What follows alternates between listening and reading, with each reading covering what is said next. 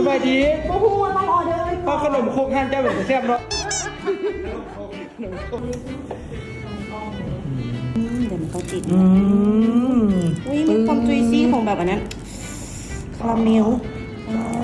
ไทยบ้านไทยเมืองเลยเป็นแต่แซ่บอ่ะแท้ว่ะ มา อืม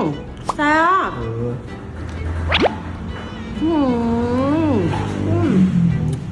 โคตรแซ่บเลยแบบ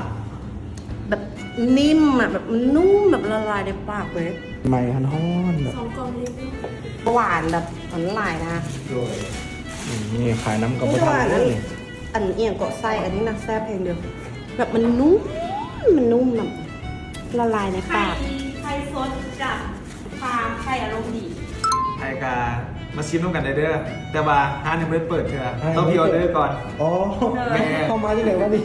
วันนี้มาจากอีกห้านน้องอยู่บ้านสีน้ำเงินได้ของข้ามกับศูนย์รถ BYD เลยหรือว่ามันจะมีดินตอนนี้ง่ายของข้ามมาเลย เขานี่มาแบบลวงมูขนาดนั้น ปกติต้องได้ออเดอร์เลย แม่ปกติต้องได้ออเดอร์ เดี๋ยวถ้าเปิดให้เบิ่งนี่ เลย อันนี้แม่นอัน อบใหม่ๆ ขนมโคกเนาะ เฮ้ย ทาดไข่ ทัดไข่สูตรฮ่องกง โอ้โห